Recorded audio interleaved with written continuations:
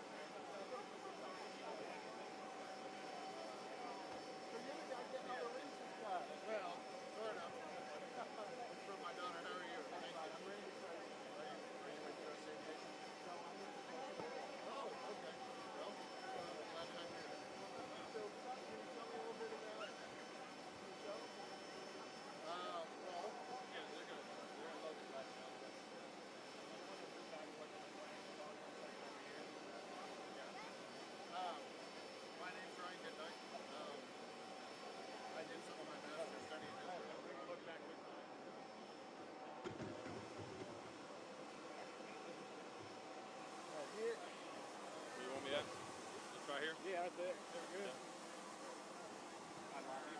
Huh? Can I lavalier? Sure.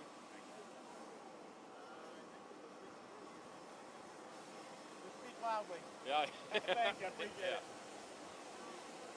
I guess everybody else is coming over. Let's just do it all at once. Okay. Is it too loud right here? Do we need to take a step back? Yeah, we can take a more steps. Yeah.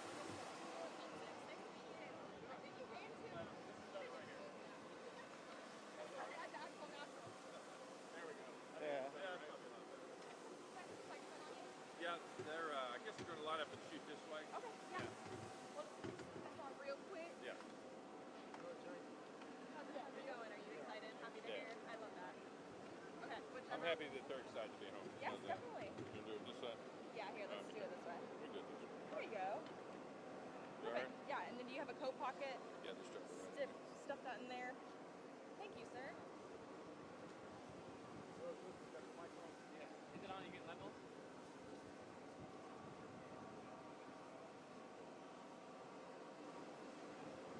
So who's doing the questioning? We'll just, whoever asks the question, I'll look at your camera. How's that? Who's first? Could you just kind of tell us how this all came together, or is this part of a bigger thing? It is. Yeah, so the question is how this all came together. You know, one thing I'll tell you about Tulsa, it's a very close-knit community. And this group, a group of pastors and family members were in a broader group in Jerusalem, in the area of Israel. And when they're on their way to the airport last week and the bombing started, they got sent back to the airport, or to the hotel rather, and spouses and family members started calling, checking with our office, asking if we could help, and we got involved. There's so many other people to be involved as well, people I can't mention right now just because they're working to get others out. The timeline was crazy, a lot of canceled flights, a lot of bombings over Jerusalem. But as they got out, they were able to get out, and a lot of big shout-outs, if you will, to Jordan, to the city of Amman, to the country of Cyprus, and what they did there to allow flights to come in and out of the United States and elsewhere around the world.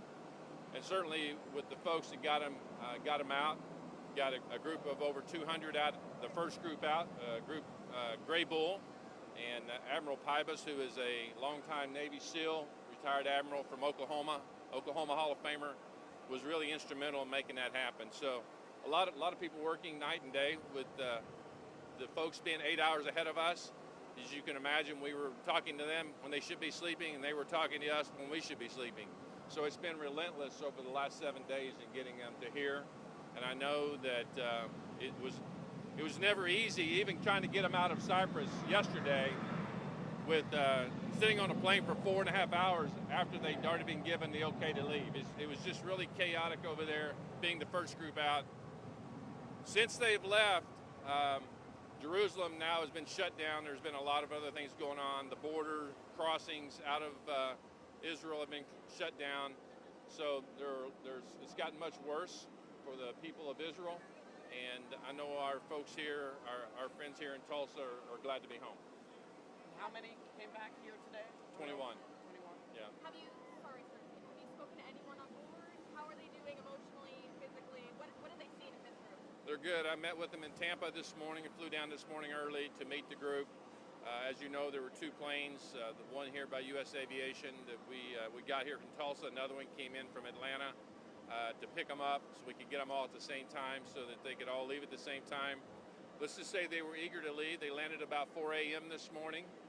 We were scheduled to pick them up at 11. They were at the airport at 10, ready to go. So when we landed, we literally got them on the plane and turned around and left. So they were able to run to a hotel, take a shower, get cleaned up, and that's something they hadn't been able to do for a number of days. So it was really good, and yes, they're glad to be home. You said they wanted. Hey, Tom. Tom Harrison, we want to say thanks to Kevin for helping us. And we've had this other group, we've had a lot of people that have brought us together, lots of folks that have made this so good for us. We're good, we always felt fine while we were there. We hope things will go well for all people everywhere. So anyway, we're glad to be back. We love Tulsa. So Will Rogers High School graduate. So anyway, it's great to be here. Thank you for leading us. You bet. So grateful. so many great people helping. These guys kept the faith. It was truly awesome to see the conversations and the jokes from time to time as we talked over the last week. So they always had great spirits. They really did. Were these people all part of wanting your group? Yes, there were 40 of us. There was So- a total of 40. There were 40. 33 were international, but 37 from, we had several people from Texas, Oklahoma, Arkansas, Kansas, Missouri. So I lead pastors in helping pastors and spouses. And so I lead them, and I've done this 28 groups. So this is something. Most of them gotten out now? I'm sorry? Have most of them gone to wherever? Oh yeah, we had 21 of the 40. So, Right. but we brought them here. Yeah, it's been challenging. This is a whole new rescue kind of event. They don't really know what's going on. This is new. It's really hard. There are lots of things that hit and missed, and all things were. So it's one of those. You end up sleeping on the tile in the airport. You're just laying there and just waiting and waiting and waiting. So how do you get from Israel to Cyprus? Well, we're really trying to stay away from this specific places. So we just like to let somebody else say, we're just glad we're home. So you guys, Can you say whether it was by boat or by air? Or? Yeah. All the above. How's that? Yeah. We kind of we didn't get a Jonah getting a By boat, whale? but Was it by whale? no, we got pretty close. so you guys were there on was it a mission trip that you guys were there? Where were you guys? Well, there? I'm a pastor, and so I take other pastors to help them to the Holy Land, and then we take the spouses go, and so this is what we've been doing for a number of people. Churchcraft consulting is what I do, and so that's what we've done. So yeah. Well, for Mr. Do you see this as a model for future, rescues? Listen, it takes people like this Grable organization, people who are special operators, people who've been in this space their entire lives working on these missions. When the rest of us are sleeping and enjoying our freedom, they're going to get now hostages and military men and women. This was a much grander scale.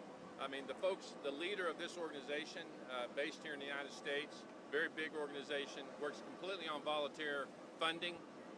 He's right now sleeping in the basement of a hotel in Jerusalem right now as we speak because the air raids are going on. The CEO of the company is. He's over there on his own, along with his staff, orchestrating this. They have special operators, individuals all over the country trying to get people out at a time.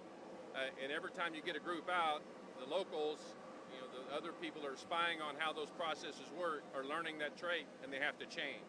So that's why we don't want to give how they got out, because we want to make sure we preserve those roots as long as possible.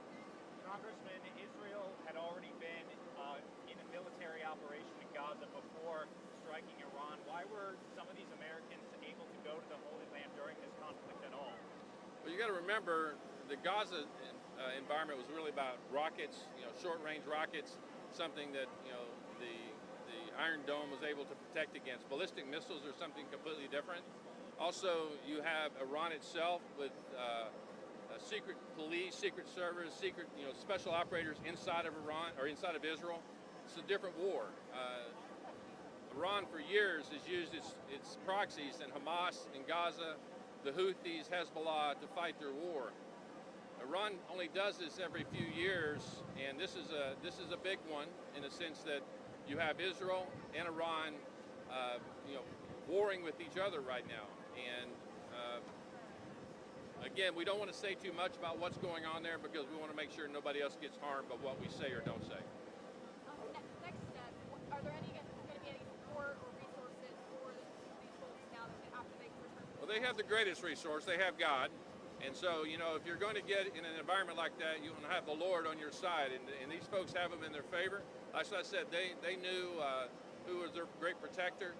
They're going to be great. They're going to be fine. And, they're pastors. They lead in time of need. And, they have need right now. And their families are here to greet them. So this is an awesome environment. Are there other Oklahomans that are in need still over there? We're working on that right now, checking on the needs of that, working with the federal delegation only here and abroad as well. To make sure that for anybody there we can do and offer our services to that we can share. But I also got to tell you, it's not just our office. It's, we worked with the State Department, the embassies in Cyprus, TSA, CBP, FAA. I mean, the list goes on. Every single person, every single federal agency was involved in this, from all over Washington, D.C., down to Florida, across this country and abroad as well, to make this happen. So we learned a lot on this extraction that will be used on others and are currently being used. Has the president been advised about this journey? His staff, I was at the White House on Saturday for the Army parade, and I was in the White House talking to his senior staff, so they're very well aware of what's going on. Why was it important for you to fly with them and be with them? Well, I just think, I'm a pilot, first of all. I'm actually type-rated in this plane, so it was good to go down, but it's good to see friendly faces when you get here. I wanted them to know that the journey was over. Do you have any concerns regarding how Israel took the preemptive strike in Tehran and how it might escalate in the Middle East? Listen, for eons, for the last 46 years, Iran has shouted death to Israel, death to America. Everybody believes, we have confirmation now from the EEA, is that they have the nuclear powers to generate a bomb. We do not want the Ayatollah to have a nuclear weapon, and we're going to do everything we can to support that not ever happening. This is not about a regime change, it's about them not having nuclear weapons. And we're going to do everything we can, both from Congress, from the executive branch, and from whatever else we have to do to make sure that doesn't happen. Thank you all. Appreciate it. Thank you.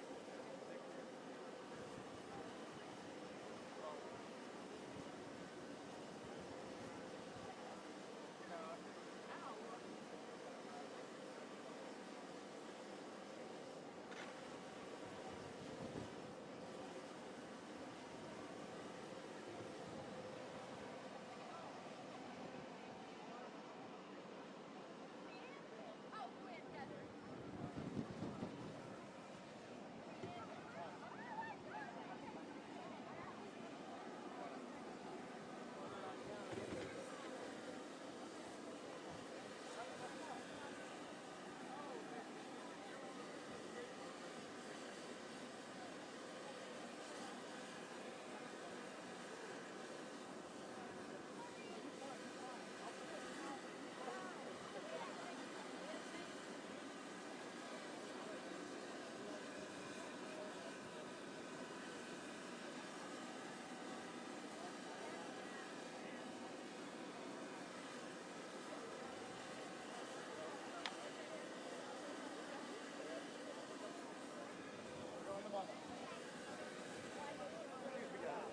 You guys over? So you don't want to talk? Can I talk to you about your guys' journey? Just about all the people that helped you out?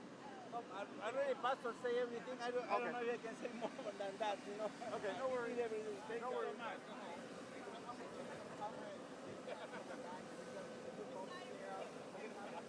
Mark, only in Oklahoma, right?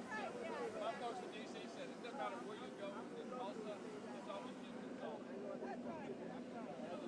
Really basic food. You guys enjoy your time.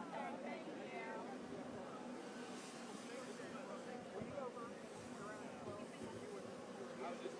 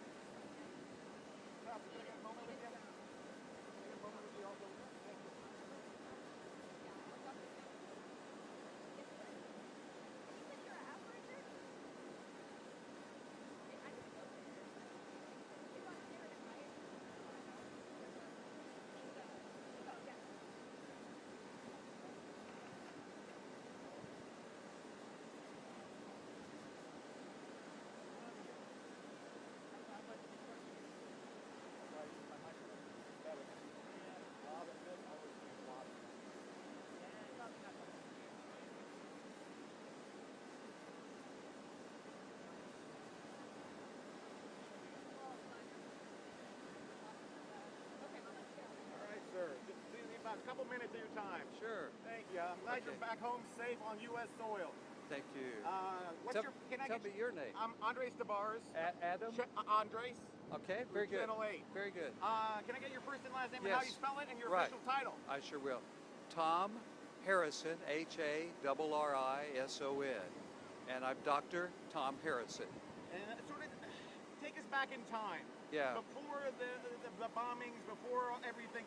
Why were you there? What was going on? And then tell me about how things changed. Okay. I've done 28 trips to the Holy Land. And so this was kind of an annual thing. This last year we're in 2024. We came out of COVID and those things, but this was just another trip. And so there's always something happening in Israel. But during this time we found that this was a very unique experience. And so we were ready to leave on the 14th, early in the morning on the 14th. And that's when we found out what was taking place late on the 12th. And so we had to make some changes. We were very calm. We were in a hotel. We were very safe. It's kind of like being in a tornado, you know, growing up from Tulsa. I know the tornadoes, so going into the shelter and being safe. But everybody was perfectly fine where we were. The shrapnel comes up after the Iron Dome hits the place, and everything really kind of comes down. And as the missile blows up, then the shrapnel falls down. We have to wait about 5 minutes, and then they say, okay, you're free, you can go.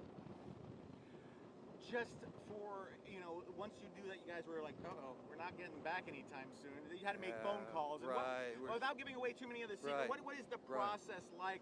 Did you call the Hern's office? Did you call the embassy? What is the process of trying to evacuate when you're in a war zone? Right. Well, this is new for me, and so we had really, really good people. So Kevin Hern really helped me personally to let me know, helped us to decide how we could handle this the best. And so this is right here. This is a very good way to express these folks that have gotten us through where we were. So they were wonderful. So. And talking with all the people that were on the plane, what were some of their worries, and then when did they finally get it back to being happy? Well, if somebody's not afraid of this, or not worried about this, then something's wrong. But we were not afraid. We were not afraid. And so we were together. We felt very, very safe and secure. We have great people that help us. I think they're ready to take off. Okay. So we're good. Thank you.